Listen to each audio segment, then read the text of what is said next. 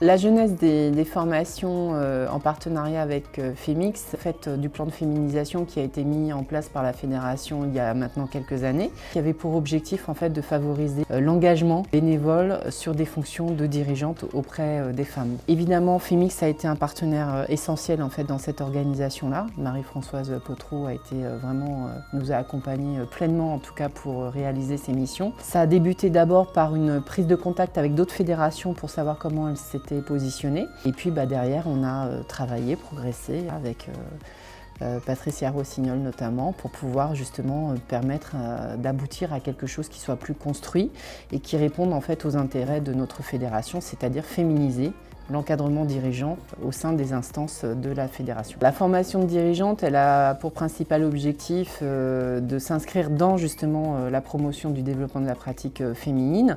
C'est une des stratégies qu'on met en place notamment pour féminiser la pratique.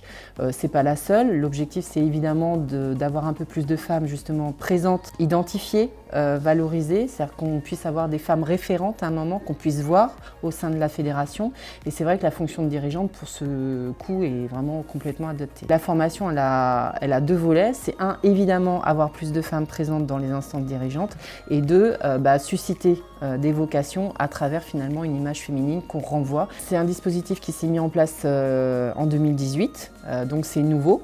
C'est une dizaine de femmes qui ont participé à ces formations de dirigeantes. Voilà, ça se fait sur la base du volontariat, tout simplement. On fait un appel à candidature pour que justement on ait des femmes qui d'abord envie de s'investir, c'est-à-dire qu'on ne les cible pas toujours, voilà, on les repère, on essaye de promouvoir l'action et après en fait, elles s'inscrivent dans une démarche de valorisation de leur propre engagement. Voilà. L'objectif pour nous, c'est vraiment d'arriver avant la fin du mandat à faire en sorte que ces femmes qui seront passées par notre plan de féminisation puissent se présenter en fait aux prochaines élections de la fédération, donc en décembre 2020, pour pouvoir occuper des fonctions de dirigeantes effectives.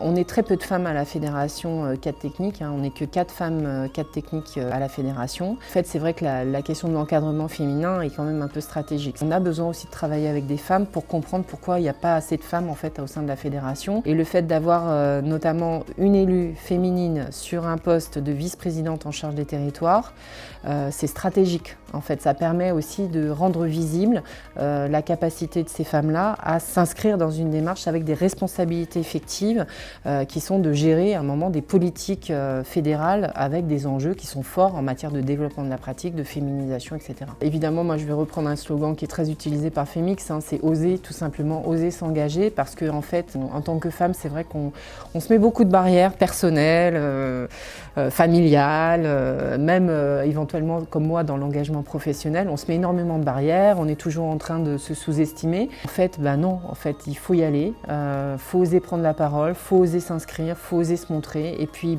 faut quand même avoir de l'ambition pour les femmes, parce que je pense qu'on a tout à gagner à aller vers plus de mixité, et notamment justement défendre aussi la cause féminine à travers notre présence tout simplement effective sur des actions, que ce soit donc des instances dirigeantes ou que ce soit dans la pratique, dans l'encadrement ou encore sur des postes à caractère professionnel.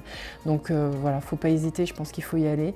Les portes en tout cas, elles sont ouvertes à la fédération, et je dirais à ces femmes-là qui ont envie, bienvenue, et on va vous accompagner.